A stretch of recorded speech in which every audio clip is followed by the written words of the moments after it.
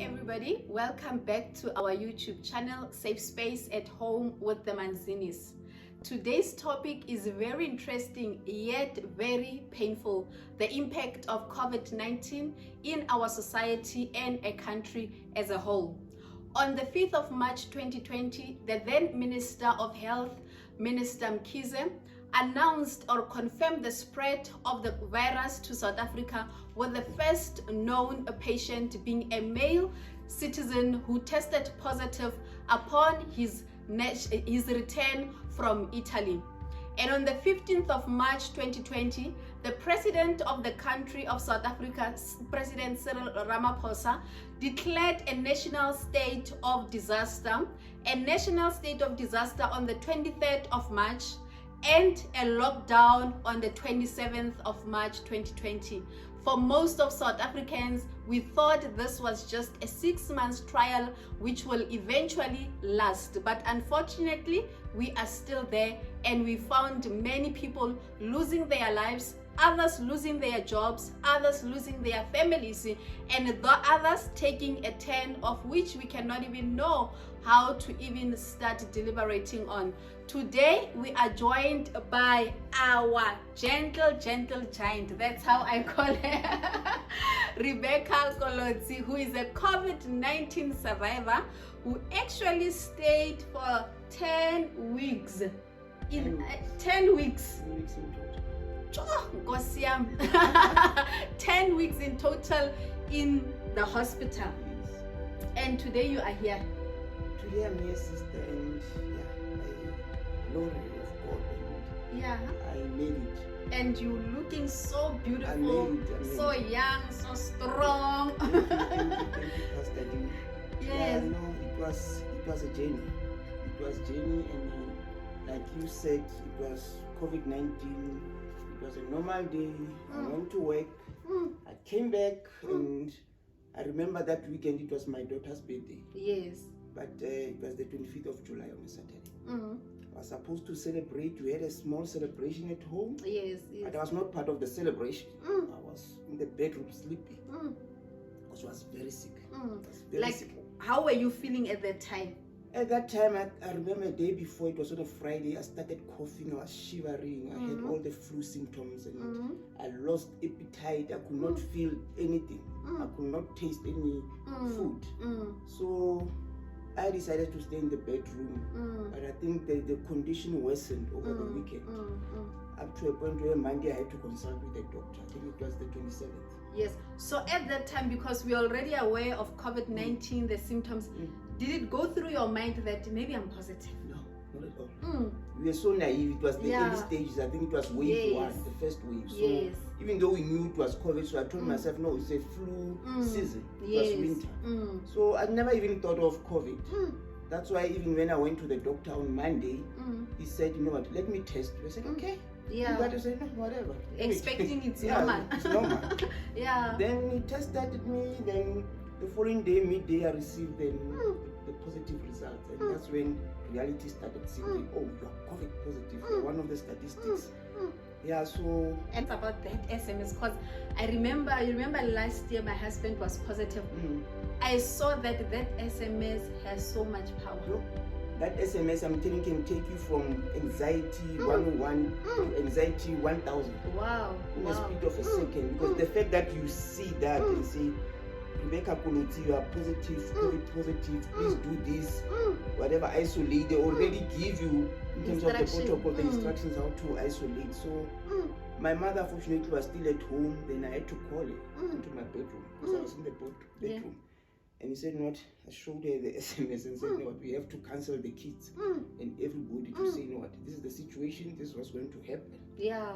So we took that moment, and she took the kids through that this is the situation.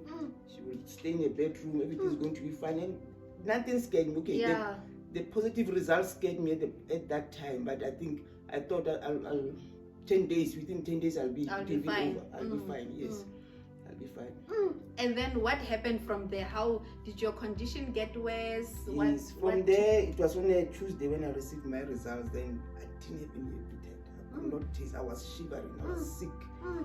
There was one night when I coughed the whole night. I was coughing. My rib cage was painful. And I think the most dangerous or maybe frightening thing was when I started coughing blood. Wow. So that night I didn't sleep at all. So the following morning, I think it was the 31st of July, I had to go back to the doctor. Yeah. And because I already had a pre-existing condition. Yes, underlying. So Yes. I had a lung condition, hypertension, because I had 3 emboli attacks which damaged my lungs. So I am on a blood thinner already, on chronic, and I already have a hypertension medication that I'm taking on chronic. So when the doctor saw me like that, and I was walking, was okay, he said immediately, breast medical clinic. Breast medical clinic, and my mother and my son said they drove me immediately. I remember I was admitted around about 2:30, because already I was positive, so I was in an open ward with other positives. So I was on an oxygen mask because I was now starting to get out of breath. Yes. The last thing that I remember, Pastor D, I remember around about 7:30, I went to the bathroom. But I could not eat. I mean, my food was still there, my dinner, which I could not touch. Yes. I remember going to the ladies' bathroom, and then when I wanted to stand up, I didn't have any strength to stand up. And now remember the hospital, they have this siren thing. Yes. I started pulling that thing. I was running out of breath. Like literally running out of breath in the split of a second. So I think that experience showed me that how things can change in a split of a second. I mean, I was walking 2 hours ago or 3 hours ago, and then the next hour, then that's it. I think the sister came and she was trying to calm me down, take it. I said, there's no breath. I was kicking and screaming. I was dying. You know that feeling that I'm losing it. Yes. And she was trying to deal with my psycho. I said, please, just call the doctor. And I was demanding and screaming. So eventually, I don't know what happened. The last thing that I remember the doctor, small doctor, like a white doctor, saying, Mrs. Kolotsi, we're going to make you feel better. That was the last thing I remember. It was the 31st of July. That's the last thing I remember. Then apparently I was sleeping the whole 3 weeks. I was in a coma, I was ventilated. And remember by then my family dropped me. Because remember they could not, yes, they were not allowed. The visitors were not allowed. And the last time they saw you were working, you were working, and they were still waiting for me to say, okay, what is the next step? When I was admitted, they took the blood test. What is wrong? But they didn't hear anything from me. And now midnight, nothing. So apparently on the 1st of August, in the hours of the morning, because I don't know why the Holy Spirit led me to make my sister the primary contact person and my mother the secondary. So my sister received a call that evening around about 3 a.m. Remember, they couldn't hear from me. And she was sleeping, and she said, this Grace Hospital, your sister Rebecca Kolotsi, they were requesting permission or consent from the family to administer some medication because they were losing me. So apparently that medication is like a schedule, I don't know, whatever. So, but it's a dangerous drug. It's like a resuscitation. Yes, it's like a resuscitation. So they were requesting permission. And now the first time they were hearing that I'm ventilated, I'm in a hospital, I'm in ICU. The last time I communicated with them, I was still in a general ward, I was still communicating with them via WhatsApp. So she said, you know what, she just threw the phone down because remember, it's so scary. Especially early hours. Then afterwards, then she returned the call and they said, do whatever. So keep her alive. So she was in Randfontein at the time, so immediately they could not sleep with the husband because now they're worried. You know? So she decided to drive to my mother in her PS so that she can explain. So my mother didn't know anything. Then early hours, my mother saw her walking and she was in, you know what, Diaper. In the state, she was having one shoe. I was just saying one because she was like, you know, disorientated. And she had to because one thing that I've realized, sorry to come in there, you are a very close-knitted family. You know, whenever I'm looking at you, I say the 3 girls. So the 3 of us, we are always there. You are always there for each other. So I'm sure it was not easy. That's why she came with one shoe. With one shoe and with the baby, it was like, so she had to obviously communicate the news, and it was not nice. It was not nice. And where were your children at that time? They were with my mother. They were with my mother. Maybe it was that time when they were still doing online schooling. So they were in their house, but obviously I don't know how did they deliver the news to them, you know. But apparently then that's when the reality started. It was the 1st of August. And now remember, they cannot call the hospital. Yeah, they cannot visit you. Yes. But by God's grace, our company doctor, Dr. Ansi, was there. She took it upon herself because remember, she's a doctor. So I think it's a blessing to work for this company because every morning she will call the hospital, get a report, and obviously update the family and also the company. So this is the condition. So apparently I was like that for almost 14 days, 15 up to the 15th of August, on and off, in the ICU. In the ICU. Up until they decided now they want to operate on me and put a tracheostomy, so that because my lungs were too much, there was too much fluid.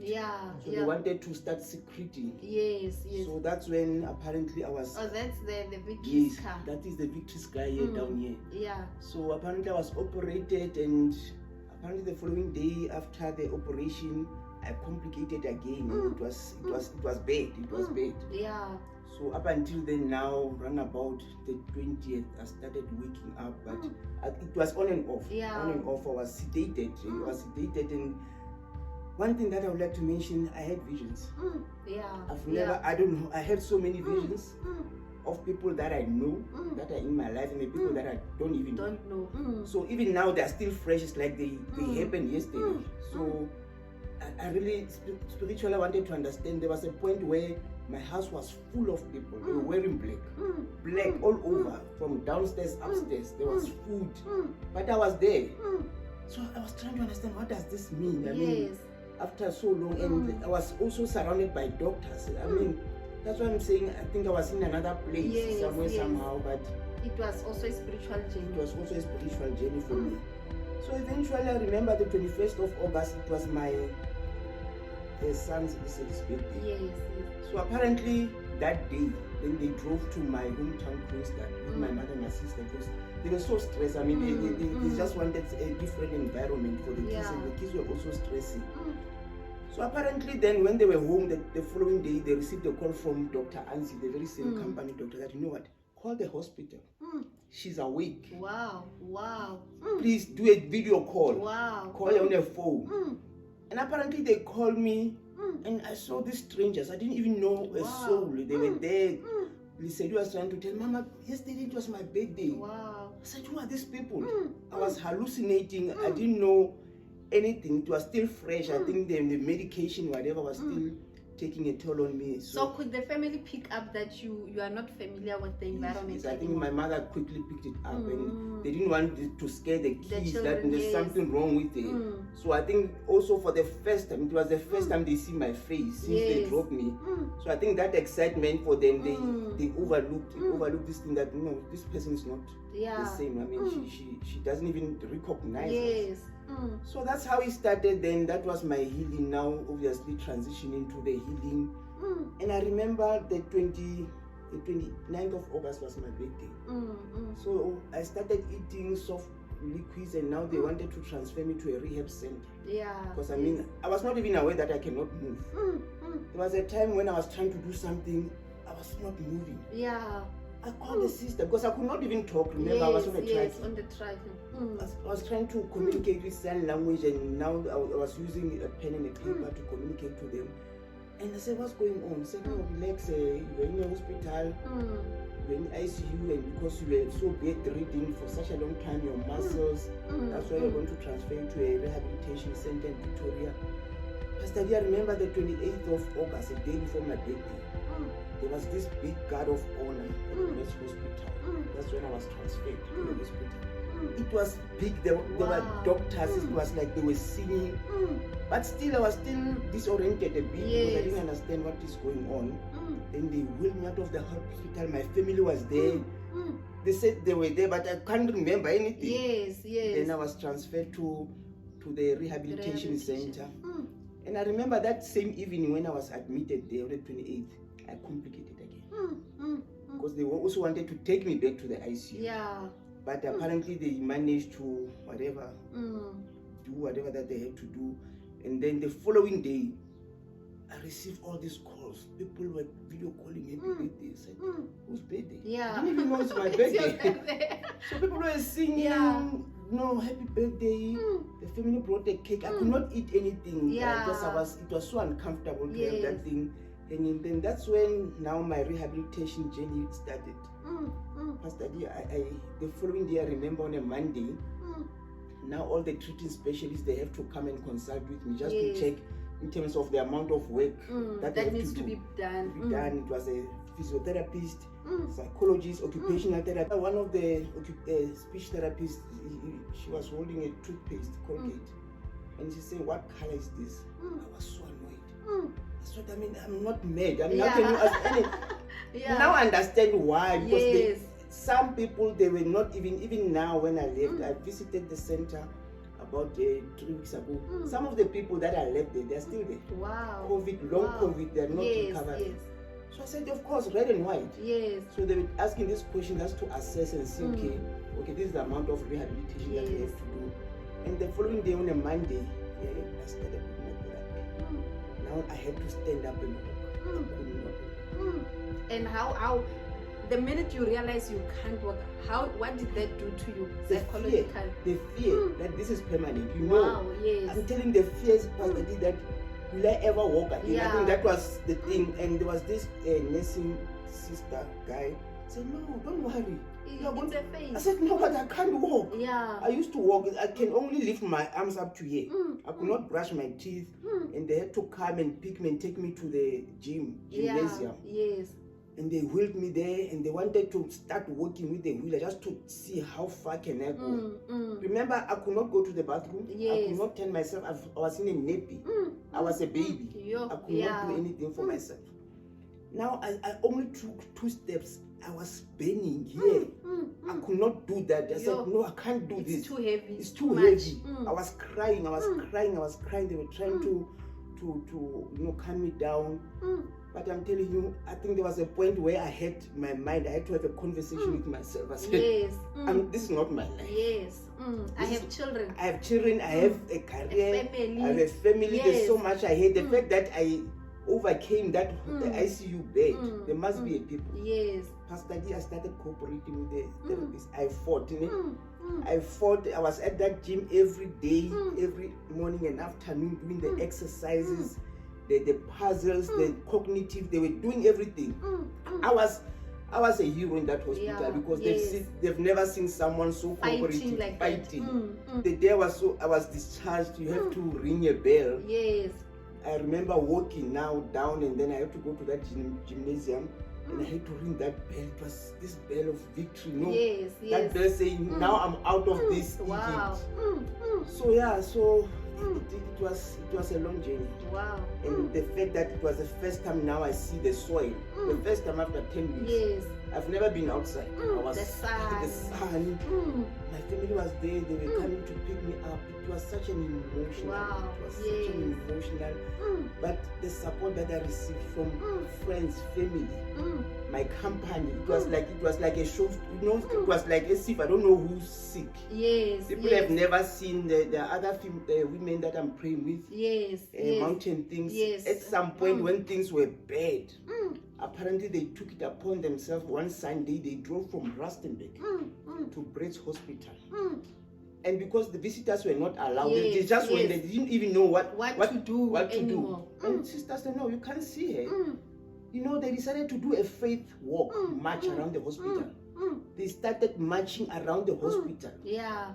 And apparently the following days, Dr. Ansi gave them a report that, "No, she's awake." Yes. So that faith, and I could feel people were praying for me. Yes. I've never felt like the heaven was so bombarded with prayers. But it was a difficult prayer. Yo. I remember sometimes we'd pray with the mountain things, ladies and Apostle Rose. When I wake up, my bumps, it's like someone hit me on the wall. I said, but there is something bigger behind COVID than what we see with the human naked eyes. And what I've learned even through your journey is that if people out there don't have support and they don't have people praying for them, it becomes so easy to succumb. And also having that change of mindset of saying, now I'm going to fight, you know, because I can imagine the frustration of knowing I can do this, now you can't do it, you know. So what can you say now to someone who is COVID positive and is battling, is like, I can't do this, also Rebecca, like, or someone who just lost a parent because of COVID? What can you say to them? One thing that I've realized, this is a mental disease. Even though it's a respiratory, but mentally Yes. That's why now there is they say there's long COVID. Yes. Because even after recovery, you still fight this demon. There's still flashbacks. You still have symptoms. Now and then my chest is tight. I feel like I'm running out of breath. Because remember, I was also on oxygen cylinder. Even when I was discharged. Yes. I had that oxygen cylinder. But I was constantly weaning myself off. I said, I'm not going to live on oxygen because I have exercising. life. I was exercising daily, working with my family. Like you are saying, if you don't have support, because this thing, you need to have a network of support. So if I can talk to someone and say, you know what, deal with the mind. Yes. Fight from here first. If you can win this battle, then I'm telling you, you'll see yourself having hope and seeing the light at the end of the time. Because when you are there, I think you are in a pit. Yeah. Everything you see, I can't walk, I'm sick. The lamb, people are dying. You hear the stats. Wow. So me, one thing at home again, we switch off from the media. Yes. There was no news because remember we are sitting here now. They still communicate the stats, how many people died. They switched off. And one thing that my family, you know, I love Lebus Khobela. Yeah. Yeah. I love Lebus Khobela. I'm telling you, my family. I think I'm the only. I'm not the only, but I'm the prayer warrior in my family. They know me. You are the Indian. Yeah, yes. I'm in petrol. That's why I call you the giant. So my family, for the first time, they said, you know what, we had to pray. Amen. By the time I was discharged, tradition. Wow. Every evening, Baby photo go bedroom ya kuna photo but they literally banka photo by Elijah by Bemu. Every evening, everybody na mo khuma maurape. They will play the Khobela, play songs, people want to worship. And I think that act as well, if the family, if you don't pray, this is something the human doctor cannot overcome. I remember the doctors after difficult rehab, she gave me a medical report because they had to submit that to the insurance medical. I'm planning, you'll never work again. You'll be on this oxygen for lifetime. I told her, no way. That is not going to happen. And I'm telling you, she couldn't believe when I visited on Valentine's Day this year. I visited. I said, you told me straight. And I said, who is she? I mean, I knew there was a voice saying, no, this is not your life. Yes. You're going to overcome. So. And you are still employed. Yes, I'm still employed. Yes. Like God's grace, I'm still employed, and even now I'm seeing bigger things. Amen. I'm a hero. I don't want to lie. At work, I'm a hero. People when they say Rebecca Kolotsi, everybody wanted me to do the story. I did videos. The whole group. It's like I'm a hero. I feel like this was God's way of moving me to the next level. Yes. I had to be a sacrifice. I had to be a lamb. You know, I had to bear this mark for me to move to the next level, and He cannot leave me now. Amen. So I think prayer, support, and the battle of the mind. If you can win this, I'm telling you, COVID is doable because people already they see death. The minute you are like, you say that SMS, the minute you see that I'm dying, another death sentence. So if you can condition your mind and say, you know what, I'm alive, I will live, I will not die. So I think constantly the support, the prayers, I was, you know, Psalm 91. I even now know it by heart. The way I was so meditating on that Psalm throughout my bed reading, whatever journey. So I think prayer, support, and even now I'm still exercising. I had to change my lifestyle. Things that I used to do then, every day I'm exercising, I eat healthy, I lost weight, and I feel good. You know? So you can't live the same life because now you have this lung condition, and over and above that, I had pre-existing conditions. So you have to make a 360 turn around and live a healthy and more spiritually fulfilling, physically, mentally, and meet people they know. I keep stress. Like a life, and stress. Don't stress me. Don't temper with my soul. So in closing, tell us, how was it like to take a shower after a long time? To go to the bathroom and just taking yourself, how was that feeling? let me tell you a joke. So, because I was in a nappy and I now started communicating with my family, and I said to my sister, "Can you please bring me panties? I can't be in this thing because even if when I was still in a nappy, I didn't whatever. I will call for a back pain because I said I can't imagine. I mean, I'm able, I can feel like I have an edge. I'll call them, say, but you have a neighbor? I say, no, I'm not gonna do this. So please give me a back pain and let me pull down. So one point when I started now bathing, I would bath myself up to here. And I said to the lady who was bathing me, said, can you open the I said, what is I said, panty? He said, no, you are not ready. I said, who said I'm not ready? I want to wear a panty. And I remember that day they didn't the day staff. I rang the bell. I said, I want to go to the bathroom. I said, why bathroom? I said, no, I have a paint. He said, no, you are not. I said, can you walk me? I'm telling you, Pastor D, I could not stand.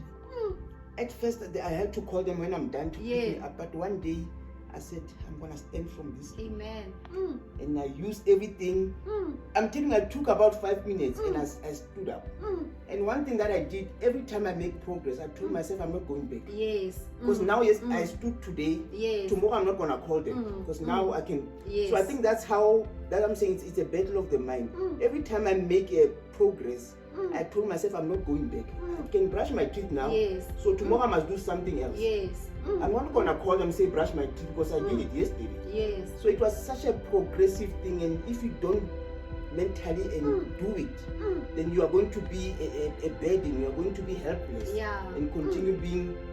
I didn't want this thing. People are bathing me, so uncomfortable. So I made a mental decision that as and when I make progress, the following day I add another. Do something else again. Do something. So no, to bath myself, I remember one day I was sitting in a shower, there, but in a chair. I had this water flowing. It was like heaven. Water on me because they use a basin. I was sitting there, I was singing. I was in such a joyful state. So, and I celebrated every victory.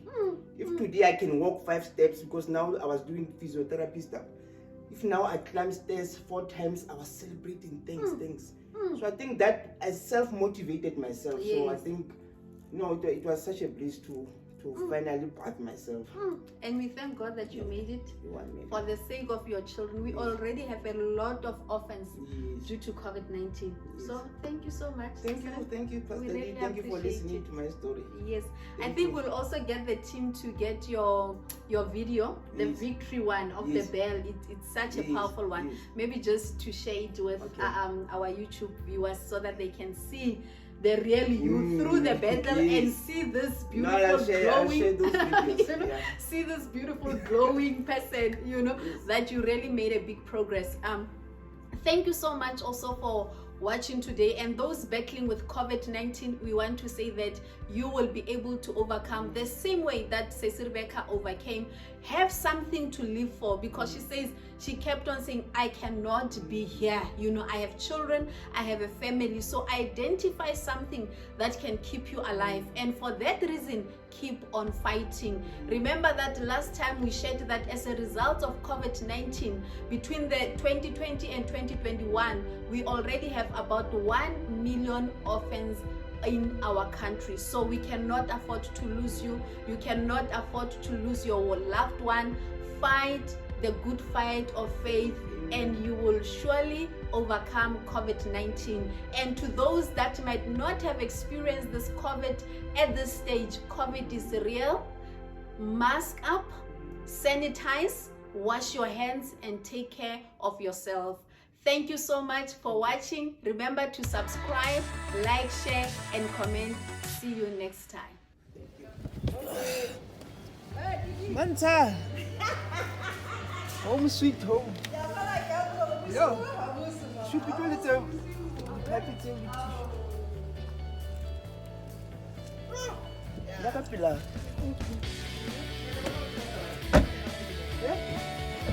Ito ako pala kita mo. Steven. Steven yana sai ki fara the steps.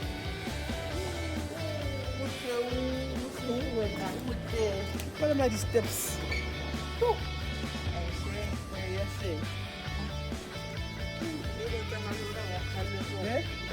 Yes. Right home. Oh, yeah. Oh, sweet home. Go. Yeah. Yeah. Come on, welcome home. Boy.